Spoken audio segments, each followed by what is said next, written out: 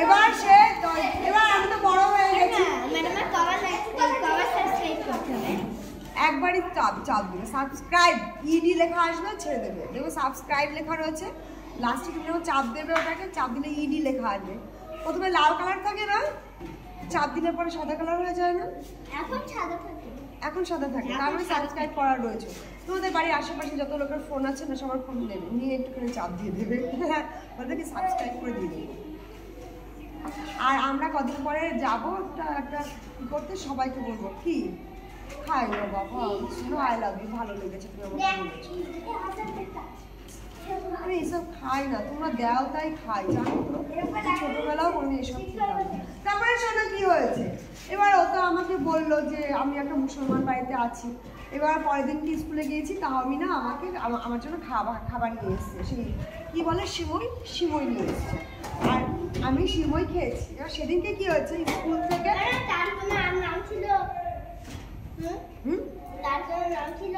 কার তাহমিনার না তাহমিনার একটাই নাম ছিল এবার আমি ভাবলাম কি আরে বস না কথা নড়লে না গল্প বলতে পারি না কথা বলতে পারি না বস বারবার বলতে হলে বলতে পারি না কালীনগর স্কুলে পড়তাম এবার আমাকে তাহমিনা বলছে আমাদের বাড়িতে যাবি আজকে তোকে নিয়ে যাব এবার আমি ভাবলাম যে সত্যি ও তো মুসলমান বাড়িতে জন্মেছে বলেছে তাহলে তাহমিনাও তো মুসলমান তাহলে তাহমিনাদের বাড়িতে যাই গিয়ে এবার তাহমিনাদের বাড়িতে গেছি গিয়ে ওর ভাইদের নাম জিজ্ঞাসা করছি ঠিক আছে তাহমিনার ভাইদের নাম জিজ্ঞাসা করছি না ওর ভাইয়ের নাম ছিল ফারুক আরেকজনের নাম কি যেন একটা ছিল তার কারণে এইটুকু ছোটো ছোটো বলছি না এত ছোটো তো না একটু বড় হবে এবার ওই এজ দিয়ে ওদের বাড়ি কারোই নাম না এবার ওদের বাড়িতে গেছি আমাকে খাবার দিয়েছে ভাত দিয়েছে এবার আমাকে বলছে কি খাবি ভাত আমি আসলে আমাদের বাড়ি ফিরে ভাত খেতে হতো ভাত না খেলে আমার মা মারতো ঠিক আছে অন্য কারো বাড়িতে আমাদের খাওয়ার নিষেধ ছিল খেতে দিত না আমার মা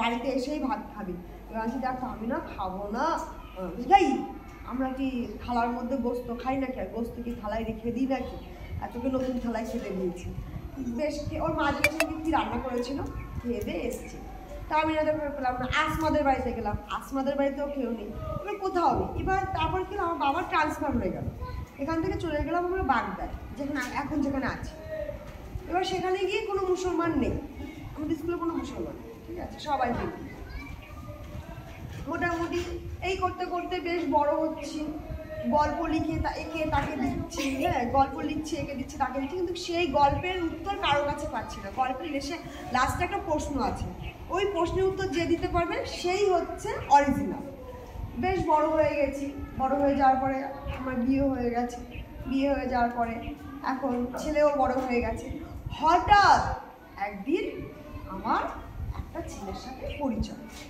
তাও কি অনলাইন এই যে যেরকম আমি লাইভ করি ইউটিউবে এরকম লাইভে পরিচয় হয় কথা বলি আমি তার নামও জিজ্ঞাসা করিনি কিছুই জিজ্ঞাসা করিনি আমি কথা বলি তার নাম কি দিয়েছি নাম জিজ্ঞাসা করিনি জানি না কি প্রথম যখন কথা বলা শুরু করেছি কথা বলছি এবার কথা বলতে বলতে আমি বলছি এবার বলছে আপনি কি করেন আমি বলছি আমি তো পড়াশুনো করি সরকারি চাকরির জন্য চেষ্টা করছি আর আমার খুব শখ হচ্ছে গিয়ে গান লেখা কবিতা লেখা গল্প লেখা নাচ করা গান করা বলছি আপনি গল্প লেখেন আমি বলছি হ্যাঁ আমি গল্প লিখি তাহলে আমাকে একটা গল্প শুনুন এবার আমি না সেই গল্পটাই শুনেছি ঠিক আছে যে গল্পটা সবাইকে লিখে লিখে দিত সেই গল্পটাই শুনেছি এবং আমি তাকে বলিনি যে গল্পটা কেন বলছি কিছু এমনি মনে পড়েছে আমি বলেছি আর গল্পের শেষে যে প্রশ্নটা আছে সেই প্রশ্নটাও ওকে বলিনি তার আগেই ও ওই প্রশ্ন সহ উত্তরটা আমাকে বলেছে বাবা আমি কী করে বললাম তারপর ওকে আবার গল্পটা বললাম আর ওই গল্পের মধ্যে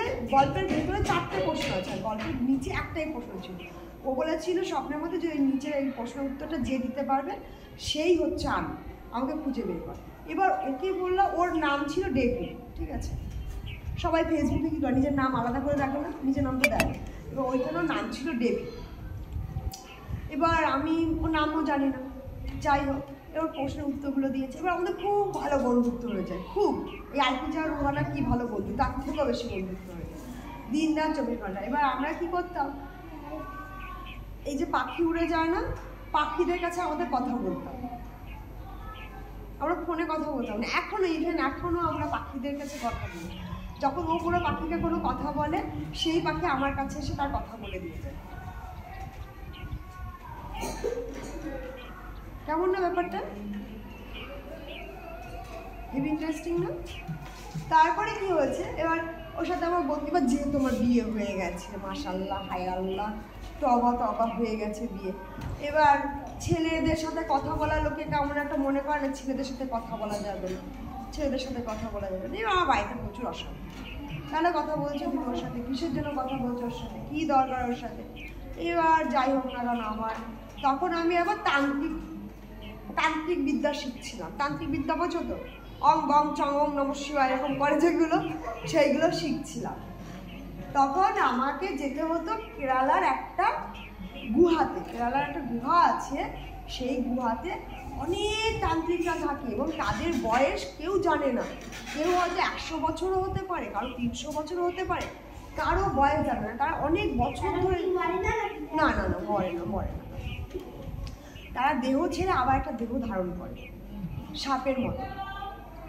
সাপ যেমন খোলস ছেড়ে দেয়, তারা ওরকম খোলস ছেড়ে আর একটা দেহ ধারণ করে। অনেক যুগ ধরে রয়েছে। এবার আমার সাথে কথা হয়েছে যে ওই কেরালার ওইখানে একজন আছে, তার কাছে যদি আমি পৌঁছাতে পারি তাহলে আমিও ওদের মতোই অমর হয়ে যাব, আমি ওরকম 300-400 বছর বেঁচে থাকতে পারবো। মানে আমি না চাইলে আমি আর মরবো না। হ্যাঁ পারবো, হ্যাঁ পারবো। তুমি যদি আমার কথা শুনে চলো, অবশ্যই তুমি বাবা থাকবে। 5 বেলা নামাজ পড়তে হবে। তাহলে কেন পারবো না? বেঁচে থাকবা 300 বছর বেঁচে থাকবো, আর 5 বেলা নামাজ পড়তে পারবো না? আর আমাদের হিন্দুদের নিয়মে হচ্ছে 3 বেলা পুজো করা, সকালবেলা ভোর 3টের সময়, আবার দুপুর 12টার সময়, আবার সন্ধ্যা 6টার সময়। এই 3টে টাইম 5:45 থেকে 6টা, এইটুকু সময়ের মধ্যে পুজো করতে হয়। তারপরে পুজো করো, ওই সময়টাই পুজো করতে না, তারপরে পুজো করা যায়, কোনো ব্যাপার না, কিন্তু ওই সময়টাই পুজো করতে হয়। ভোর 3:45 থেকে 3টে থেকে 4:45-র মধ্যে পুজো করতে হয়, আর 4টার সময় নামাজ হয়। আল্লাহু আকবার, আল্লাহ। হ্যাঁ, আমি যখন বাড়িতে থাকি, বাগদায় থাকি, তখন আমি ভোর রাতের পুজোটা করি, দুপুরের পুজোটা আমার মা করে, সন্ধ্যার পুজোটা আমার ছেলে করে। আগে পড়ো। নামাজ পড়া মানে কি? প্রথমে একটা আয়াত করতে হয়, একটা সূরা করতে হয়, সূরার আয়াত বলার পরে আল্লাহ তাআলার কাছে নিজের মনের সমস্ত দুঃখ, সমস্ত সুখ, সমস্ত কষ্টের কথা জানাতে হয়, তারপরে আমিন বলে শেষ করতে হয়, তাই তো? দেখে আমি সব জানি, করে জানে দেখে। এবার যাই হোক না কেন, আমি সেই কেরালায় চলে যাওয়ার জন্য বেরিয়ে পড়েছি বাড়ি থেকে। খুব ভোর, তাও রাত। একটা জ্যাকেট পরেছি, খালি পায়ে, জুতো ফুতো কিছু নেই, খালি পায়ে, আর কিছু টাকা পয়সা পকেটে ভরে, ফোনটাকে ভরে, চার্জারটাকে ভরে নিয়ে, কোনো কিছু নেই, ব্যাগ ফ্যাগ কিছুই চলে গেছে। বাড়ি থেকে আমাকে খোঁজাখুঁজি শুরু করে দিয়েছে। আমি বলেছি আমি সন্ন্যাস হয়ে যাব, আমাকে কেউ খুঁজো না, আমি ঘর সংসার ছেড়ে দিয়ে সন্ন্যাসী হয়ে যাচ্ছি, আর ফিরবো না বাড়িতে। আর মা বাবা কান্নাকাটি শুরু করে দিয়েছে, আমার ছেলে কাঁদছে। যাই হোক, বেরিয়েছি। বেরিয়ে যাওয়ার পরে ওই বন্ধুটা, ভাই তখন পিপিতে পড়ে, পিপিতে না বাবা, ভাই তখন ইসে কি ভাইয়ের তখন 5 বছর। তারপর আমি মা বাবাকে বলে দিলাম যে আমি আর বাড়ি ফিরবো না, আমি সন্ন্যাস হয়ে গেছি, আমি আর বাড়িতে ফিরবো না, আমাকে আর বাড়িতে দেখো না। কাঁদছে ভাই, কাঁদছে, মামা তুমি আদো, বাবা তুমি দেও না। এবার যাই হোক, আমি চলে যাচ্ছি। এবার ওই বন্ধুটা আমাকে ফোন করেছে, এবার ওকে তো আমি বলিনি চলে যাচ্ছি, সব কিছু ওকে বলা হয়নি। এবার আমার কাছে তুই কোথায়, বলছি আমি কেরালা চলে যাচ্ছি, সন্ন্যাস হয়ে যাব, ঠিক আছে? বলছে কি বলছিস তুই, সন্ন্যাস হয়ে যাওয়ার আগে আমার সাথে দেখা করে যা। আমি বলছি তোর বাড়ি কোথায়? বলছে এই তো আমার বাড়ি কেরালা যাওয়ার আগেই পরে। হ্যাঁ, আমি বলছি ঠিক আছে, তাহলে তোর ওখানে দেখা করতে যাবো। এবার যখন আমি ট্রেনে উঠেছি, আমি যে একটা মেয়ে এটা কেউ জানেই না, সবাই আমাকে একটা ছেলে ভাবছে, ঠিক আছে? আমার চুলগুলো ছোটো ছোটো বয়েস কাট দেওয়া, যাই ছেলে সর সর সর সর সর সর, এই ছেলে সর সর সর, এই খোকা ওট ওট ওট, সবাই আমাকে ছেলেই বলছে, আমাকে কেউ মেয়ে বলছে না, ঠিক আছে? এবার আমি যে টিকিটটা কেটেছি সেই টিকিটের সিটে বসা যাবে না, ট্রেনে দাঁড়িয়ে যেতে হবে, এক রাত একদিন দাঁড়িয়ে যেতে হবে। এবার দাঁড়িয়ে যাওয়া যায় অতক্ষণ। এবার বাথরুমের সামনে গিয়ে বসছি, এবার ওইখানে টিটি এসছে, বলছে খোকা তোমার মা বাবা কোথায়? বলছে আমার মা বাবা বাড়িতে। বলছে তোমার টিকিট কার্ড আছে? বলছে এটা আমার কাছে। আমাকে কি অতটা বাচ্চা লাগছিল কে জানে, টিকিট দিয়েছে, কে তোমার বয়স কত? তারপর উনি আমার টিকিটের বয়স দেখে আমার দিকে তাকিয়ে আছে, বলছে 100। না আমি নিজে বলছি আমার বয়স 100, বিশ্বাস করছি, তাহলে কত? 100ই আমার বয়স। 100 বছর ধরে আমি আছি, আরো 300 বছর থাকবো। আমার লম্বা হয়নি এই কারণে, লম্বা হলে যেখানে সেখানে আমার মাথা বেঁধে যাবে, তাই না? ওর জন্য লম্বা হয়নি, এই জন্য এই বিটকেল। হ্যাঁ আমি তো 1.5 ব্যাটারি।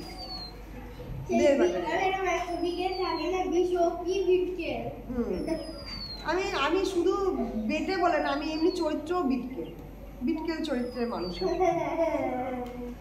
আমাদের বাড়ির ওখানে একটা নদী, একটা পুকুর আছে, তার নাম হচ্ছে বাটকেল বাউর। এই বছর সেই বাটকেল বাউরে আমার যাওয়া হয়নি, প্রত্যেক বছর আমি বাটকেল বাউরে যাই, এই বছরই আমার যাওয়া হয়। তারপরে শোনো কি হয়েছে, এবার আমি তামিলনাড়ু চলে যাচ্ছি। এবার যাওয়ার সময় ও আমাকে ফোন করেছে যে এইখানে নাম, আমি নেমেছি, ঠিক আছে? নেমে এবার ট্রেনে বসে আমার দুজনের সাথে পরিচয় হয়েছে। একটা ডাক্তার আমাকে বলছে তোমাকে অনেক সুন্দর দেখতে, তুমি কোথায় চলে যাচ্ছ? তাকে সব বলেছি যে আমি এখানে যাচ্ছি, এই ব্যাপার, আমার বাড়িতে ছেলে আছে, আমার মা আছে, আমার বাবা আছে। তখন বলছে কি না তুমি এরকম করতে পারো না, তোমার বাড়ি চলে যাওয়া উচিত। সেই ডাক্তারটা আমাকে বারবার করে বারণ করছে, বলছে আমি তোমার থেকে বয়সে অনেক বড়, তোমাকে আমি বলছি আমি তোমার মায়ের মতো, তুমি এই কাজটা করো না, তুমি বাড়ি চলে যাও, তোমার মায়ের কাছে ফিরে যাও। আচ্ছা ঠিক আছে তাহলে ফিরে যাবো। তাহলে আমার একটা বন্ধু আমার সাথে দেখা করতে চেয়েছে, ওর সাথে দেখা করতে যাই। তখন ওই ডাক্তারটা বলছে হ্যাঁ তুমি তাহলে সেই বন্ধুর সাথে দেখা করে তুমি বাড়ি চলে যাও, আর তোমাকে অনেক সুন্দর দেখতে, তুমি এইভাবে রাস্তায় ঘুরে বেরোবে না, যে কেউ তোমাকে মেরে ফেলতে পারে। তখন আমি নেমেছি তামিলনাড়ুতে, নেমে একটা অটো ভাড়া করেছি, রিজার্ভ করেছি। আমার সবসময় রিজার্ভ করে চলতে ভালো লাগে, রিজার্ভ করেছি। রিজার্ভ করে বস, ও দেখতে পাচ্ছি না, বস বস বস। এবার রিজার্ভ করে সেই অটোওয়ালাকে বলছি চলো আমাকে একটা বোরখা কিনবো, বোরখার দোকানে নিয়ে চলো।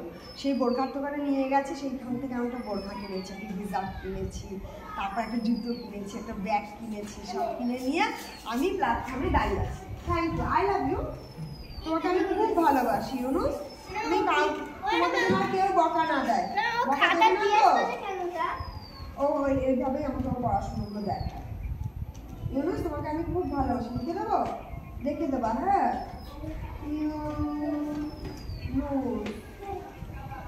তোমাকে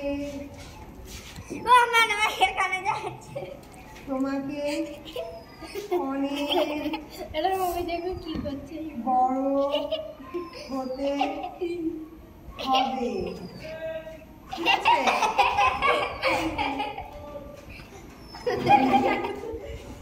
আমার এগুলো শোনো, আমার জন্য বাড়ি বানিয়ে দিতে হবে তোমাকে।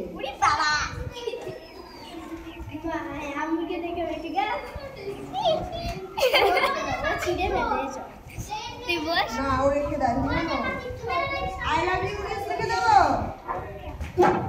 আই লাভ ইউ ম্যাডাম মায়া লিখে দেবো।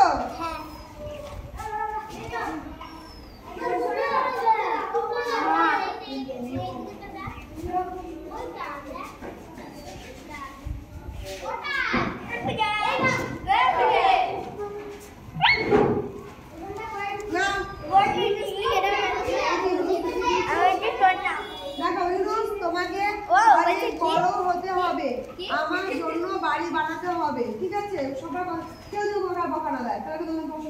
আই লাভ ইউ আর বলবো না। চলো চলো, তারপর কি হয়েছে, এবার সেখান থেকে বোরখা কিনেছি, সাজুগুজু করেছি, সব কিছু কমপ্লিট করেছি। এবার যার সাথে আমি দেখা করতে গেছি তার সাথে তো আমার আগে কোনোদিন দেখা হয়নি। কোথায় দেখা হচ্ছে, তখন তো মরে গেছে, সে মরে যাওয়ার পরে কোথাও কোনো স্কুলে দেখা হয়নি। তো তামিলনাড়ুতে গেছি তো আমি, এখানে না তো, এই দেশের মধ্যে না, হ্যাঁ ও তো আমাকে দেখেনি তো। ছোটবেলায় তুই দেখেছিস আমাকে, বড়বেলায় তুই আমাকে দেখে চিনতে পারবি? আমি পারবো। পারবি? চ্যালেঞ্জ থাকলো, হ্যাঁ চ্যালেঞ্জ থাকলো। এই ওরা আমাকে চ্যালেঞ্জ করেছে, ওরা আমাকে চিনতে পারবে। তারপর কি হয়েছে, আমি বোরখা পরেছি। বোরখা পরলে তো আমাকে আর দেখাও যাচ্ছে না, বোরখা পরলে তো শুধু চোখ দুটো বাইরে থাকছে, আর তো কিছু দেখা যাচ্ছে না। বোরখা পরে আমি প্ল্যাটফর্মে দাঁড়িয়ে দাঁড়িয়ে ভাবছি।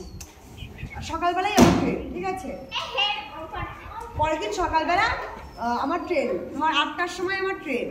এবার আমি ভাবছি যে 8টার ট্রেন ধরে আমি চলে যাব, তাহলে বন্ধুটার সাথে দেখা করব। যদি বন্ধুটা আমাকে চিনতে পারে তাহলে কথা বলবো, না চিনতে পারলে কথা বলবো না। এবার আমি বোরখা পরে আস্তে আস্তে করে সিঁড়ি, ওকে ফোন করেছি, তুই এসছিস? এবার হ্যাঁ আমি এসছি, অমুক জায়গায় দাঁড়িয়ে আছি। এবার আমি দেখতে পেয়ে ধীরে ধীরে নামছি। আর সেই প্ল্যাটফর্মে না অধিকাংশ সবাই কালো রঙের বোরখা পরা, অধিকাংশ কালো রঙের বোরখা পরা, জ্যাকেট পরা, বোরখা পরা, জ্যাকেট পরা, সেখানে আমিও বোরখা পরা।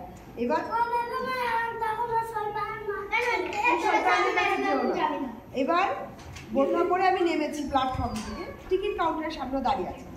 ও এরকম জায়গায় দাঁড়িয়ে আছে, আমি এরকম জায়গা থেকে যাচ্ছি। আর ওই আমাকে মায়া বলে রাখে, আমার নাম আনি অন্য কিছু, ঠিক আছে। ওকে যখনই পাশ কাটিয়ে যাচ্ছি ওকে ডাক দিয়েছে, জাস্ট ধরো ও এখানে দাঁড়িয়ে আছে আর আমি এরকম করে ওকে পাশটা কাটিয়েছি, আমাকে মায়া বলে ডাক দিয়েছে। আমি তো অবাক, কী করে চিনলো, বোরখা পরে আছি। তারপর তুই কী করে চিনলি আমাকে? চল বলছি তো। তারপর সে কী করে যে আমাকে চিনেছে সেটা আমার আজ পর্যন্ত শোনা হয়নি। তারপর আমরা গিয়ে বিরিয়ানি খেলাম, খেয়ে দিয়ে সারা রাত গল্প করলাম, করে ধরে পরের দিনকে 8টার সময় আমার ট্রেন ছিল। ওই ট্রেনটা কাঁদিনি তো, হ্যাঁ ভাই কেঁদেছে, তোমার আমার বর কেঁদেছে, আমার মা বাবা সবাই কেঁদেছে, কেঁদে কেঁদে শুধু ফোন করছে, বাড়ি আয় বাড়ি আয় বাড়ি আয়। এবার হচ্ছে গিয়ে, এবার আমি পরের দিনকে 8টার সময় ট্রেনটা পাইনি, সন্ধ্যা 6টার ট্রেনটা আমার বাড়ি চলে এসেছি। তারপর বাড়ি এসেছি, বাড়ি এসে আমরা বিদেশে চলে যাব, আমাদের পাসপোর্ট সব কমপ্লিট হয়ে গেছে। তারপরে আমি চাকরি পেয়েছি। চাকরিটা পেয়ে আমি যখন এখানে স্কুলে এসেছি, স্কুলে এসে আমি তোমাদের স্কুলটা পছন্দ করতাম না, আলপিজা আমাকে দৌড়ে এসে জড়িয়ে ধরেছিল। আর হচ্ছে গিয়ে আলপিজাকে আমি জিজ্ঞাসা করেছিলাম তোমার কী নাম? আলপিজা। আমার আলপিজার নামটা শুনে খুব ভালো লেগেছিল। আমি স্কুলটা সই করতাম না কিন্তু আলপিজা, আমি অন্য স্কুল নিতাম। যখন আলপিজার কথা মনে পড়ে, আলপিজা আমাকে এত সুন্দর করে জড়িয়ে ধরেছিল প্রথমবারই, আর ওর নাম বলেছিল, আমি বলছি এই স্কুলটাই নেবো। আর তারপরে আমি যখন ওদের বাড়িতে, না বাড়ি যাবো না, যাও তুমি আমাকে বাড়ি যেতে পারো, পরে যাবো। আমি যখন ওদের বাড়িতে গেলাম তখন গিয়ে শুনলাম যে ও মুসলমান, ওর নাম হচ্ছে সুভান, SUVAN,